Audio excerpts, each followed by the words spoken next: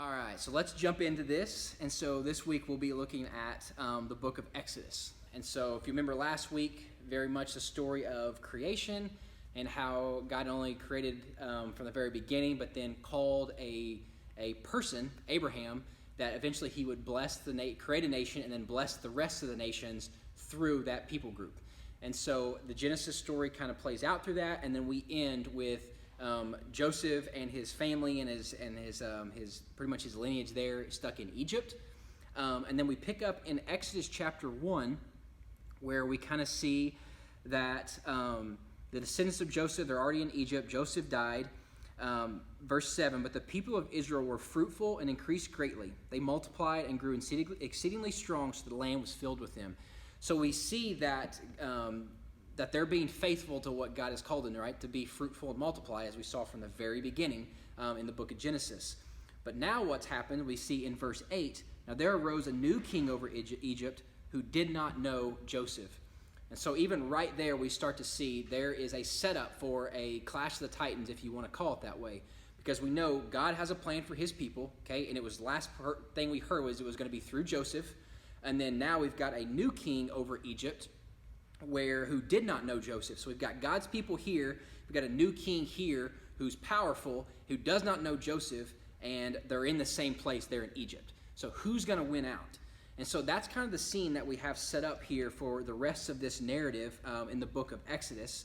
And so there's going to be some really cool things that come out in this roller coaster story about how God works, even despite the sinfulness of man, whether it's the people of Egypt, whether it's Pharaoh, or whether it's his own people.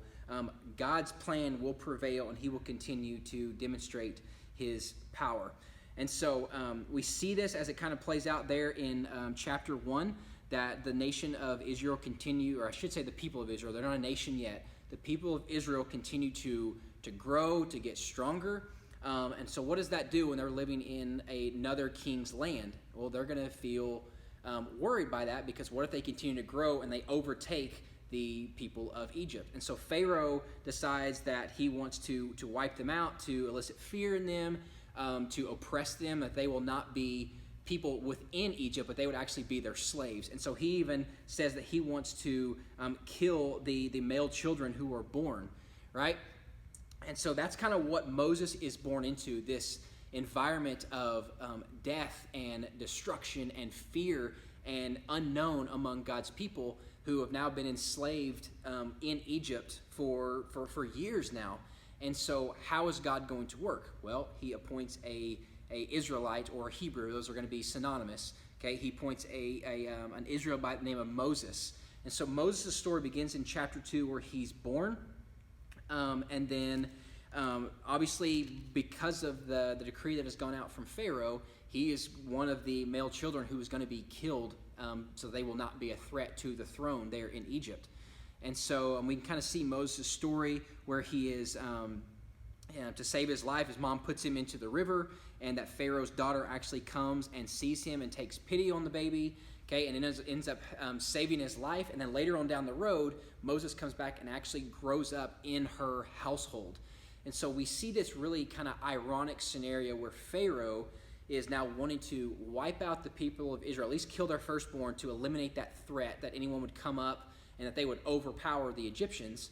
So he wants to wipe out these firstborns of these Israelites, but yet God in his providence actually saves the life of one of these Israelite babies and then allows him to be raised up in Pharaoh's household as one of his own, right? As one of his in his family and his royalty. Okay, so this is a powerful picture of how God works despite terrible situations, that God's will still prevail. And so we saw that in Genesis, right, with Joseph and his brothers, how they sold him to slavery, tried to have him killed. And then he says at the end there that what you meant for evil, God ultimately meant for good. Same thing is going on here, that whatever purposes, evil purposes that mankind can put forth, despite those, God's goodwill will still prevail. And so powerful picture there in the life of Moses. And so as he gets older, Moses is going to start to feel the weight of his Israelite heritage. And so he's going to see an Egyptian beating a Hebrews, which he recognizes as one of his own people. And so what does he do? He kills the Egyptian, and he knows he did wrong, so he flees, right? And so now Moses is on the run. He knows that he's a wanted man, that his life is in jeopardy. And all while this is going on, when the Israelites are in slavery, we have them moaning and groaning out to the Lord that they would be delivered. And so we see at the end of chapter 2, it says, during those many days, the king of Egypt died, and the people of Israel groaned because of their slavery and cried out for help. And now listen to these action words, okay? Their cry for rescue from slavery came up to God, and God heard their groaning. God remembered his covenant with Abraham, with Isaac, and with Jacob, and God saw the people of Israel, and God knew. So we have heard, remembered, saw, knew. Those are powerful verbs, or what do you want to call it, to describe God, about how he responds and listens to and sees the affliction and the hurts of his people. And so we fast forward to our day and age, we are no different, right? We are not the people of Israel, the nation of Israel, but we are, in a sense, the continuation of that, where we are God's people. We are grafted in, as the book of Romans is going to call us, where in our affliction and in our situation, we can call out to God, and he hears, he remembers, he sees us, and he knows us. And so find encouragement in that, but also may that force us to always run to Jesus no matter what life throws at us, that we have a God who is that personal with us and who cares about us. All right, so as we move in from there to Exodus chapter 3, we get the first of what's going to be, in several instances in the book of Exodus, what we call a theophany. And so this is where, just a theological word, but what it essentially means is a physical, visible representation of the invisible God to us. And so that's going to come in the shape of sometimes objects, sometimes figures, whatever it might be, demonstrations of God's glory. But whatever it might be, we know that God is spirit, but he's actually going to show himself in some physical manifestation. And so in Exodus chapter 3, we see that in this burning bush encounter. And so this is when Moses is out and he's keeping the flock of his father, and God shows up on the scene and calls Moses to be his prophet. Essentially, he's going to be the leader for the Israelites, God's nation, that he is going to call out from their bondage, their affliction, their slavery. And Moses is going to be their leader, but he's also going to go to Pharaoh, okay, the king of Egypt. Pharaoh, the leader of pretty much the known world at that time, the most powerful man on earth. God is calling Moses to go to him and say, God has told me that I am to lead his people out and you're to let them go. So think about what's going through Moses' head right now. That here you have him, this invisible God who's now showing up in a burning bush saying, Moses, I'm calling you out. You're going to be my spokesperson for my people because I made a covenant with your ancestors, and I am here to make good on that promise to lead your people out and to give them a home, that I can be their God and you be my people. So he's telling that to Moses, but at the same time he's saying, you have to go to the Pharaoh, king of Egypt, and you have to tell him that these are my people, not yours, and I am calling them out to lead them out into the land that I will give to them. To Pharaoh, that is not only a potential threat that he has now squashed for years and years and years, it's his workforce, okay? These are his slaves, and the last thing he wants is them to go out and leave not only all the projects and whatever he has in place for them, but then to go out and to continue to grow and to multiply and be a big nation that down there a threat to his kingdom.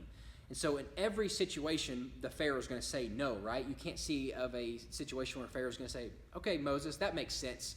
You go and you take them. This God who I don't even know who he is, who I don't believe in, I listen to his message and I'm going to release all these people to go like you've told me to. It's just not going to happen. So Moses really finds himself stuck between this hard calling that God has placed upon him and how is he going to be obedient to that. And so chapter 3 is a really, really important and crucial passage that we can learn a lot from because we see it's Moses' calling. But just like us, it's a hard calling, right? Never was supposed to be easy. And the same thing is true for us. when Jesus calls us to come and follow him, right? It's death to self. It's to leave everything behind and run and cling to him and be obedient to him. And then ultimately when Jesus ascends into heaven and he gives us his Spirit and he tells us to be obedient, to obey, to preach the gospel, to teach and obey, to teach others to obey and to baptize them, that same calling is hard and it's difficult. And if I were to ask you today, like, how obedient are you in sharing the gospel with those around you and to being obedient to what the call that God has placed on your life, whether it's a particular job, it's with your family, whatever it might be, but then also the general call of being a Christian, to follow Jesus, to love him with everything that we have, to fall in love with God's word, and to share the gospel message with all those around us. How faithful are you being in that calling? And do you have reservations about that? And if we're being honest, most of us are probably going to say, yeah, that's a weighty calling, and it's hard sometimes. Moses was no different. And so chapter 3, we can learn a lot from that, where Moses actually says, you know what, God, who am I that I will do this? And God essentially says, I will be with you. That's what you need to know. It's not about you, Moses. It's about me working through you. I will be your spokesperson. I will be right there with you. And then Moses turns around and says, okay, I get that. But who are you, God? And so this is a powerful, powerful statement where God said to Moses, and this is chapter 3 and verse 14, I am who I am, or I will be who I will be, however you want to translate that. And he said, say this to the people of Israel, I am has sent me to you. So here we actually get the personal name of God, and it's I am. Or perhaps you've heard more the traditional way of saying it from the Hebrew is Yahweh, right? And so that's the personal name of God. And so when we say God, Lord, whatever you want to call it, the actual, what it's referring to is Yahweh, which is God's personal name. It means I am.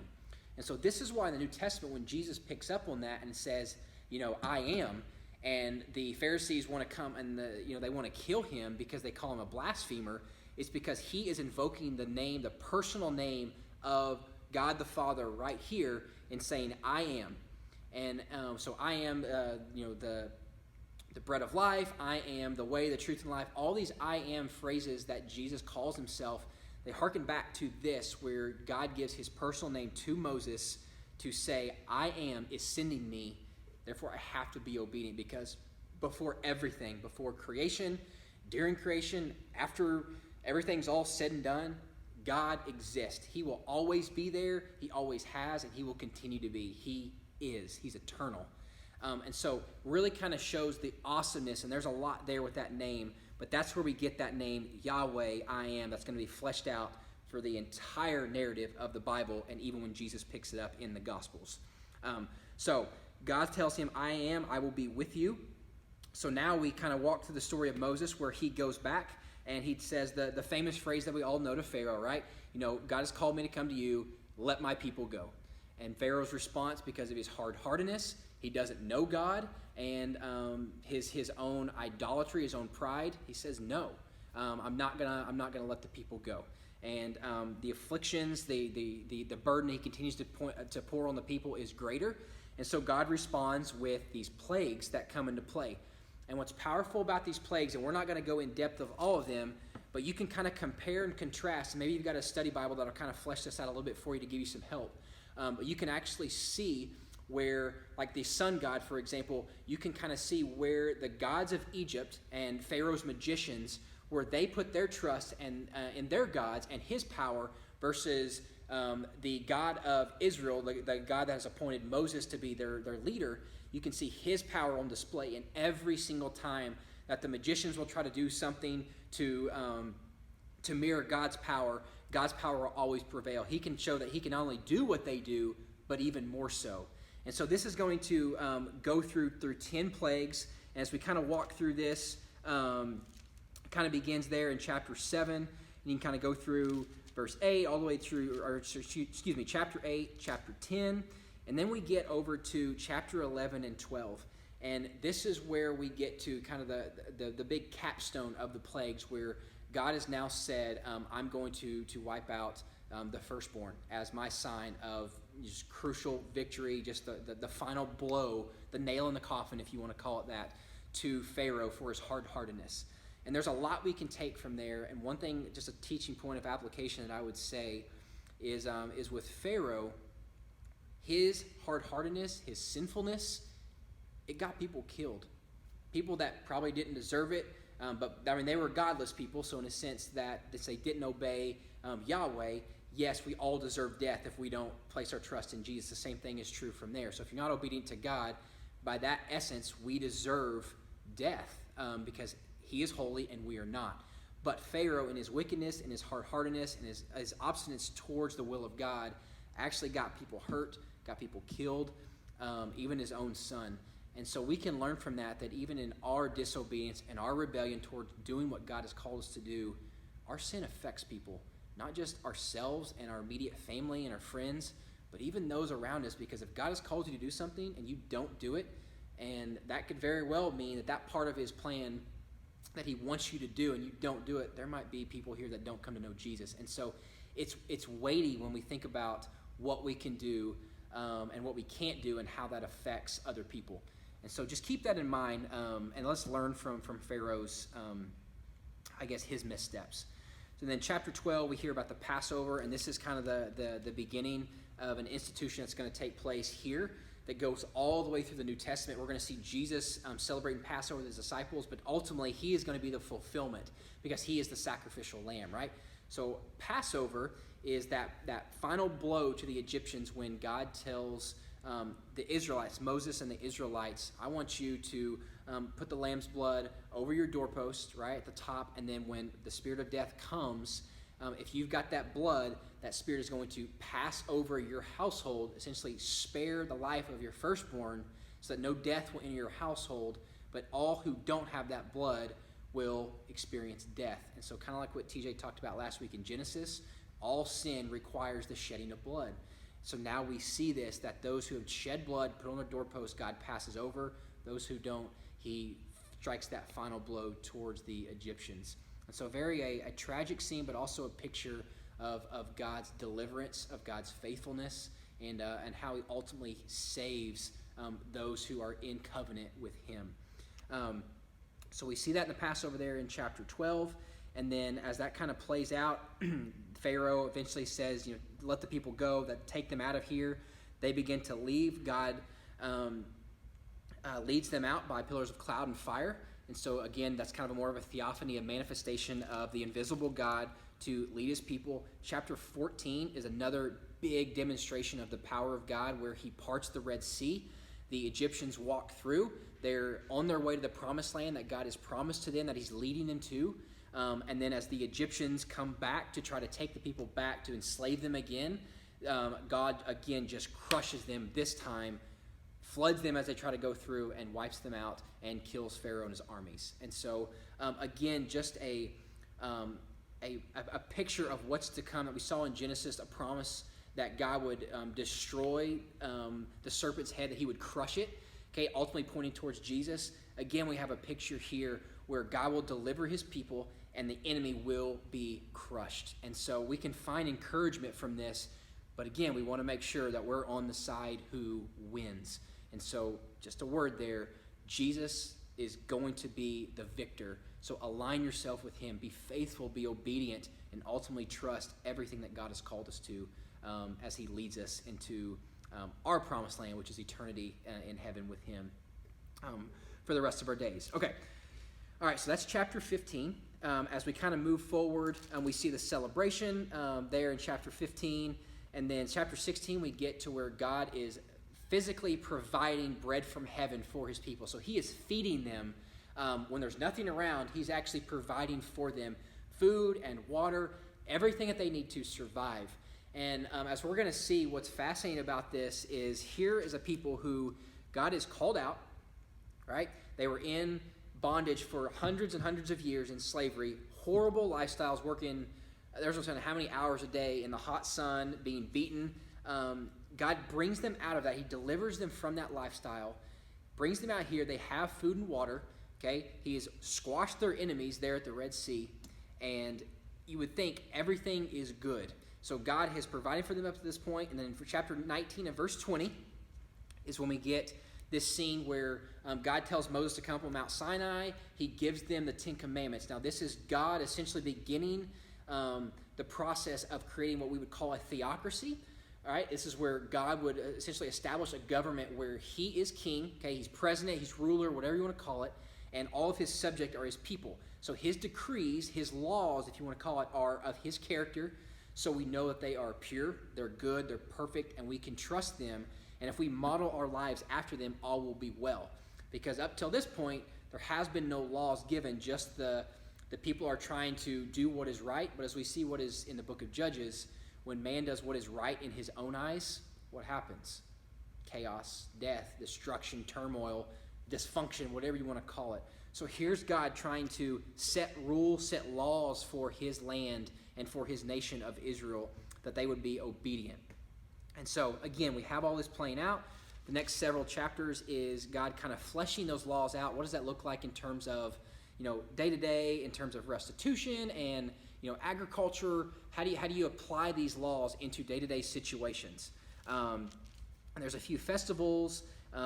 There's a few celebrations that we kind of see. And then we get to chapter 25. We start to see the Ark of the Covenant, where this is where the seat that God is going to rest. He's going to sit among his people as they build their tabernacle, which is what we see in chapter 26. And so this is huge, because what this is saying is now we've got God who's going to reign over his people. He has the laws that he's given.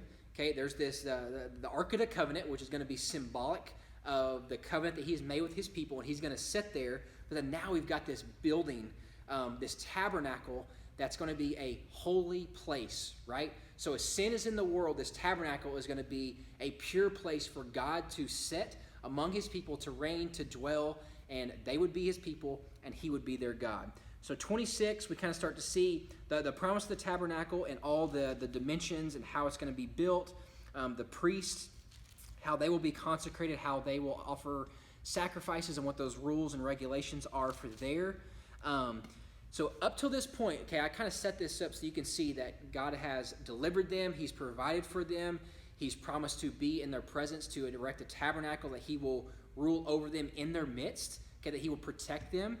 So you would think, man, God has really done a lot for them. Everything that they've needed, he's done.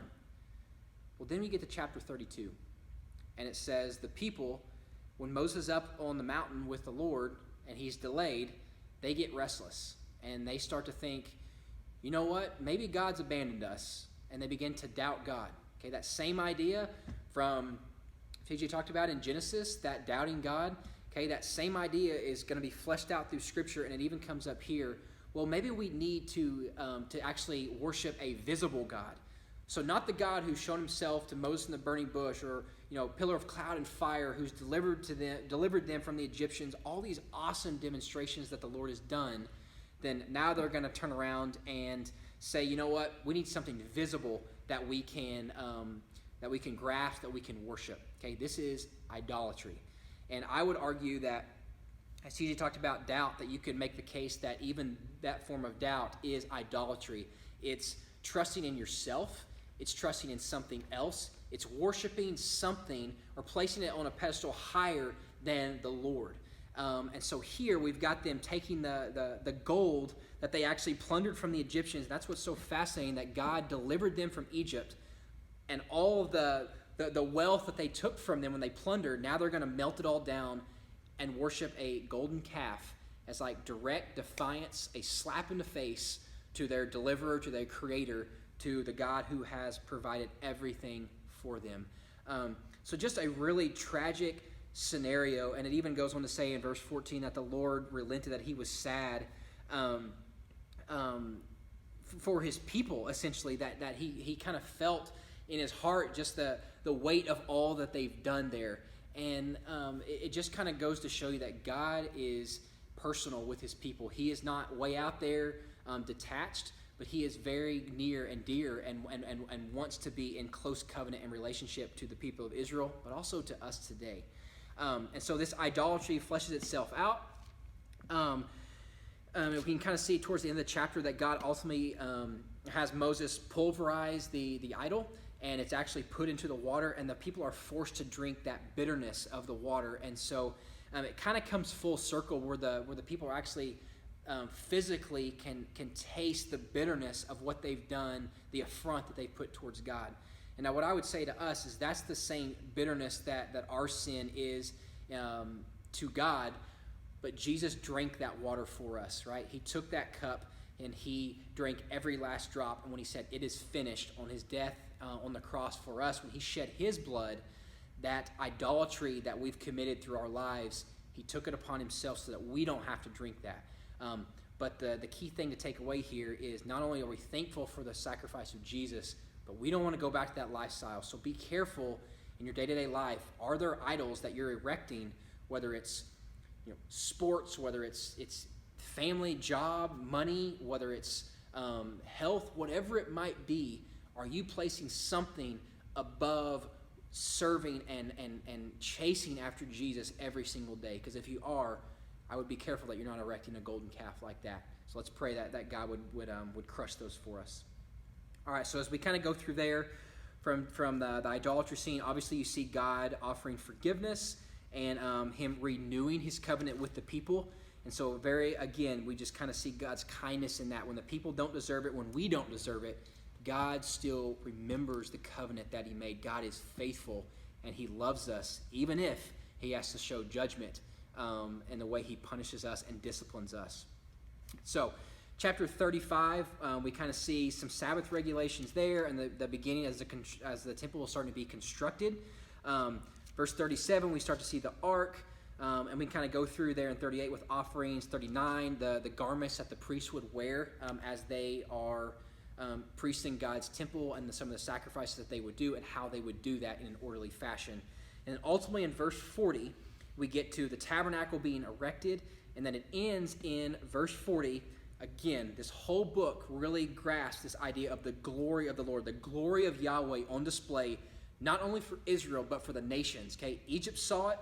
All the surrounding nations are going to know that this God, this Yahweh, he is the Lord of Lords, the King of Kings, the God over all gods. And he has a people that he has blessed. And so as we see in chapter 40, at the very end, this tabernacle is being erected, and God's glory is going to come down and reign with his people. And so what's cool about this is, despite their rebellion, their complaining, their sinfulness towards him, that God still is faithful to his promises to be their God, and he comes and dwells among them. And this same promise is true for us, right? In John chapter 1, Jesus is the promised word that would come and tabernacle among us, okay? And then when he goes away and sends his Spirit, when he ascends into heaven and sends his Spirit, the Holy Spirit there comes and dwells in us. It's, again, God tabernacling, this time not in a building, but among his people, okay? And so as we kind of trace through the story of Exodus, we are a part of this story just as much as the Israelites are. We can learn from their story. We can place ourselves in their story because we know we've rebelled, we need forgiveness, but then we ultimately know that God comes and dwells among his people in the same way that the Spirit rests in us for those who know Jesus and are obedient to him. So now we've got God has delivered his people. He's dwelling among them. He's given them his law. That leads us into the book of Leviticus.